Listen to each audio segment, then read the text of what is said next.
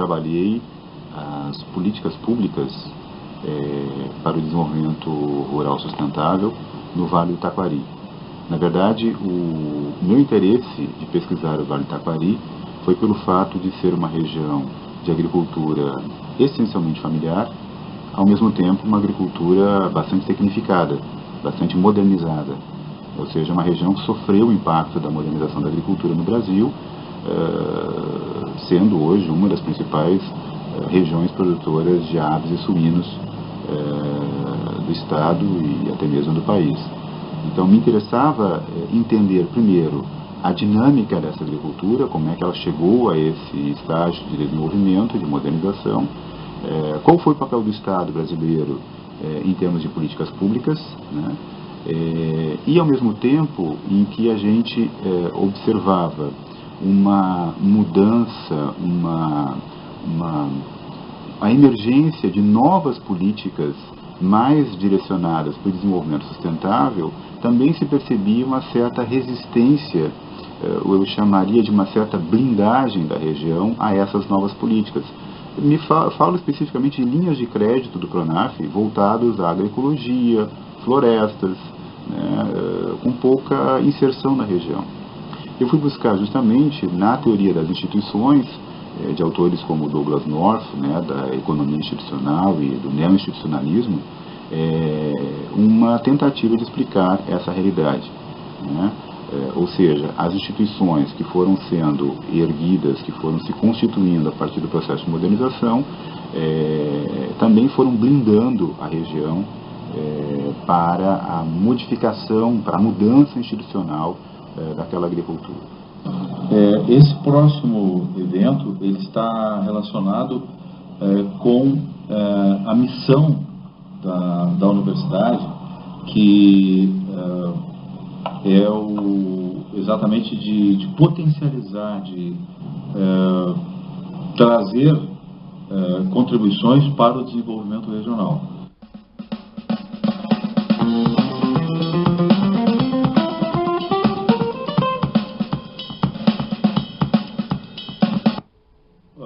Procuramos verificar como que esta contribuição do RAB tem afetado determinadas áreas. E no caso desse próximo encontro, o que se refere ao desenvolvimento regional. Nós sabemos que o desenvolvimento regional deve estar alinhado à ideia da Constituição, que é de um desenvolvimento sustentável.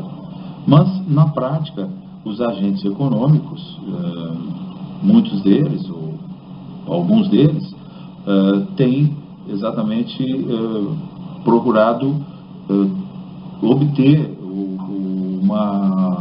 um retorno a curto prazo desse recurso, causando uma superexploração desse recurso. Para que exista um equilíbrio, há necessidade de que esses pilares do desenvolvimento ambiental sejam respeitados, ou seja, estejam equilibrados.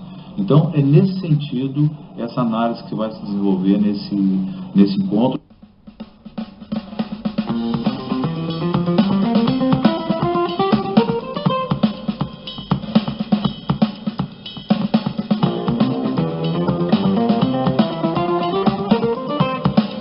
Pois bem, durante a trajetória do doutorado, eu tive contato com a obra de Elinor Ostrom, né, Prêmio Nobel de Economia em 2009, e uma autora que dedicou boa parte da sua vida acadêmica a tentar entender e, ao mesmo tempo, procurar contradizer a teoria de Garrett Hardin, né, um biólogo estadunidense que publicou um artigo seminal em 1968 na revista Science, intitulado A Tragédia dos Comuns. Resumidamente, a tese de Hardin é de que os recursos naturais de uso comum, se deixados à governança das populações locais, eles tendem à sobreexploração e à extinção. O que Hardin propunha é que esses recursos deveriam ou estar sob a tutela do Estado, né, ou serem privatizados. Ostrom e uma rede internacional de pesquisadores, né, a partir de inúmeros estudos de caso ao redor do mundo, vão mostrar que essa tese de Harding ela é relativa. Tanto isso pode ocorrer, mas também existem inúmeros casos em que os recursos naturais de uso comum, sob a governança de populações locais, também podem ter sucesso sem precisar da presença do Estado, da intervenção estatal, ou que sejam privatizados.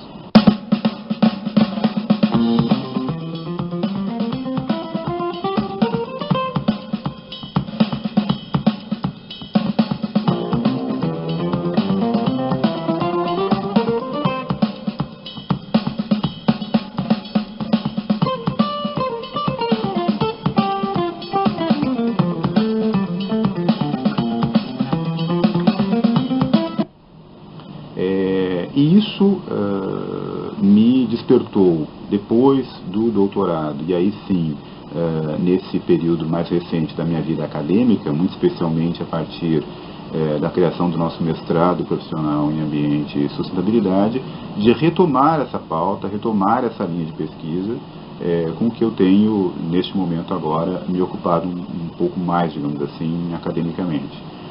E por conta disso, nós fomos convidados aí pelo professor Selmar Corrêa de Oliveira, que está coordenando esse ciclo de debate sobre a tragédia dos comuns hoje, para esse segundo encontro, em que nós iremos tratar da influência das teses de Harding sobre as políticas públicas, especialmente aquelas voltadas para a sustentabilidade e como que isso dialoga com o desenvolvimento regional.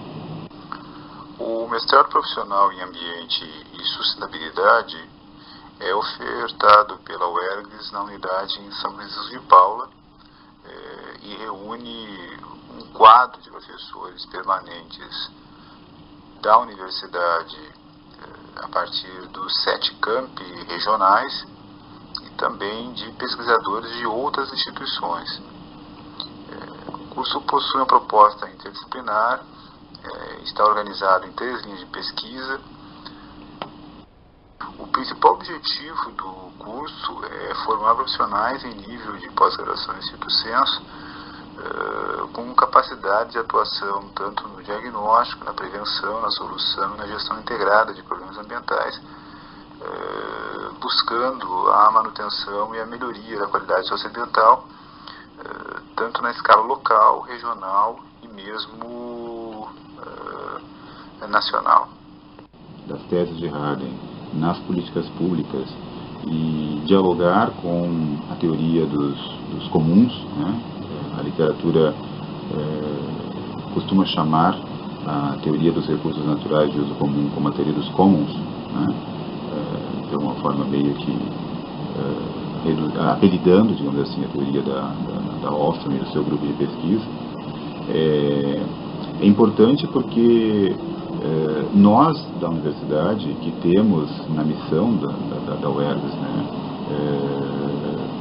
atuar, né, em prol do desenvolvimento regional, a gente percebe que o Estado, por exemplo, do Rio Grande do Sul, para ficarmos só no âmbito estadual, ele possui diferentes realidades regionais, né? Então é importante que uma universidade, que ao mesmo tempo que ela seja que ela seja uma universidade, né, ela também consiga entender essa diversidade, essa pluralidade, né, das regiões, e ela precisa se moldar a isso, né?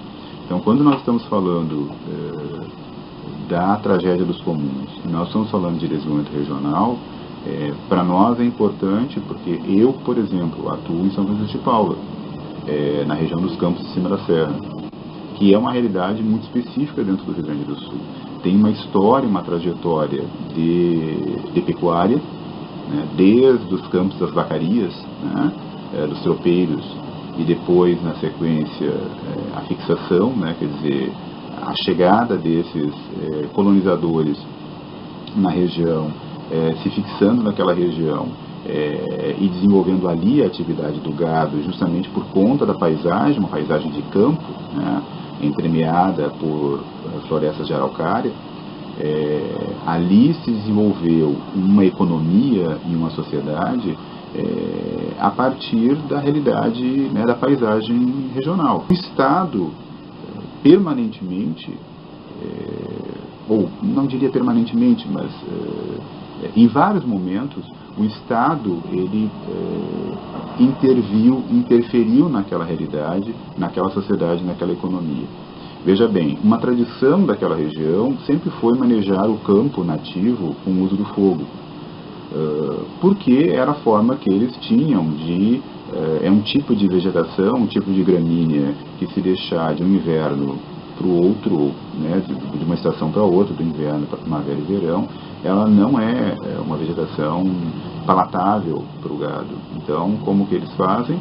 Eles usam o fogo, né, o que eles chamam de sapeca. Na verdade, é uma queima superficial dessa gramínea, né, desse pasto, para que haja renovação, rebrote desse pasto na primavera e verão, e assim se tem alimentação para o gado. Desde a década de 90, né, que essa é uma prática proibida por legislação do Estado, entendendo que...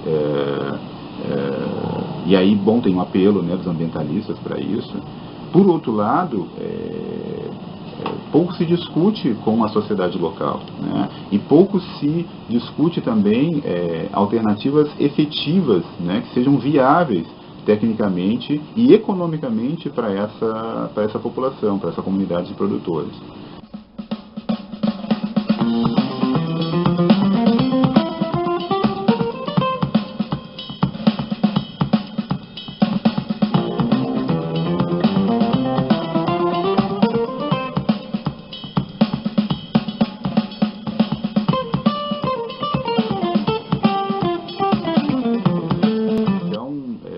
Acaba aqui aparecendo um paradoxo, porque o campo nativo ele não é uma passagem natural, eu diria é uma passagem cultural.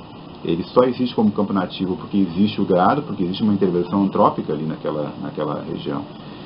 E essas questões nós precisamos dialogar, nós precisamos debater sobre isso, porque isso tem a ver com políticas públicas do Estado, que não raramente elas não dialogam com as populações locais, com as populações regionais, e nós estamos falando ao mesmo tempo aqui de recursos de uso comum, porque também essas atividades econômicas, né, essas alternativas econômicas, elas podem ter impactos sobre recursos de uso comum. Por exemplo, a água.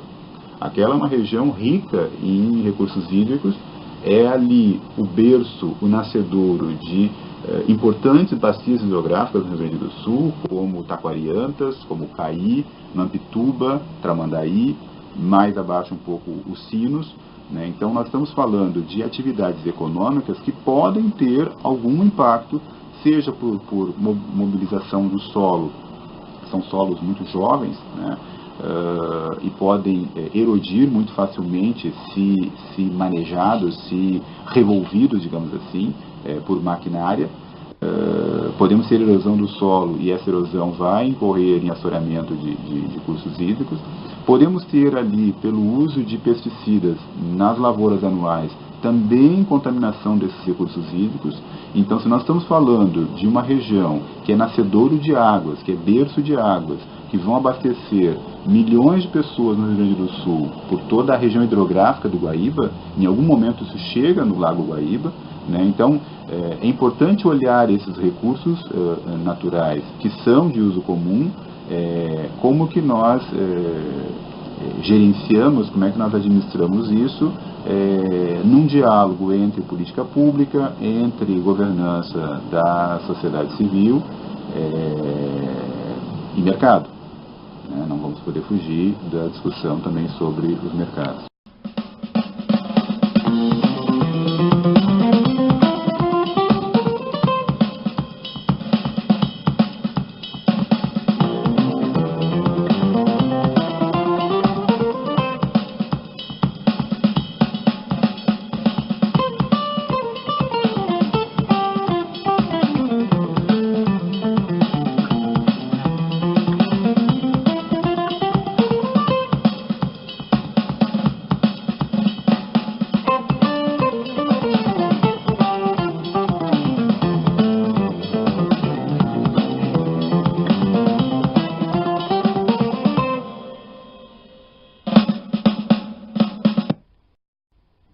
neste segundo encontro do ciclo, nós iremos tratar justamente da influência da tese de Harden, mas também nós queremos, sobre as políticas de desenvolvimento regional, mas nós também queremos trazer esse outro contraponto, ou seja, a teoria dos commons, né? Ahlstrom e seus colaboradores publicaram um artigo que, numa livre tradução para o português, eu poderia definir como revisitando os commons, né? Um retorno à teoria dos commons, lições locais, desafios globais. Esse é um artigo muito legal, porque ele vai tratar de relatar as experiências bem-sucedidas de gestão de recursos de uso comum em espaços locais, que eu poderia também dizer regionais, por que não? E ao mesmo tempo em que nós temos experiências bem-sucedidas de gestão comunitária de recursos de uso comum no plano local regional, temos um grande desafio: como gerir recursos em escala maior, como recursos marinhos, como recursos hídricos em bacias internacionais, como florestas, né, em dimensão até continental, né, em grande escala. Então, nós queremos trazer essa reflexão. E o que Ahlstrom e seus colaboradores nos trazem como contribuição é que justamente são as instituições que orientam essas populações em nível local. E quando falamos de instituições, estamos falando aqui de valores, hábitos, costumes, tradições, crenças, convenções, né? Isso que orienta o comportamento desses indivíduos e que estão orientados para a colaboração. São comunidades que trabalham em colaboração, né? E por conta disso conseguem gerir recursos sem esgotá-los, né? Sem extingui-los. E quando em contato com os mercados, né? Com esses mercados globais, né? Esses valores são substituídos por outros valores, os valores de disputa, né? Valores de tentar ganhar o máximo possível. Então é importante que a gente, quando faz esse debate, entender que existem instituições que orientam os mercados como nós os conhecemos hoje, né? O mercado capitalista, por exemplo, como nós o conhecemos hoje, né? Mas também existem instituições que orientam um outro comportamento desses indivíduos, dessas populações que trabalham de forma colaborativa, de forma a cooperar entre eles. É isso que nós queremos debater e discutir nesse nosso encontro. A vida da universidade, ela, para além da formação acadêmica, da formação técnica, ela foi uma escola de vida, né? E também foi uma escola de vida por conta da minha experiência numa casa de estudante, né? Ter vivido numa casa de estudante, na Cefave, a casa de estudante da agronomia, foi uma formação paralela à formação acadêmica, assim, do convívio, conviver com a diferença, com a diversidade, o respeito ao outro, né, os limites, né, de uma vida comunitária, vamos dizer assim. Esse ciclo de palestras, ele está sendo realizado pela Universidade Estadual do Rio Grande do Sul, a UERGS, e na universidade pelo Programa de Pós-Graduação em Ambiente e Sustentabilidade e pelo Grupo de Pesquisa Políticas, Gestão Pública e Desenvolvimento. Contamos ainda com a colaboração do Centro Acadêmico de Administração Rafael Augusto Vec, da UERGS, e com um grande apoio da APDEMA, Rio Grande do Sul, que é a Assembleia Permanente de Entidades em Defesa do Meio Ambiente.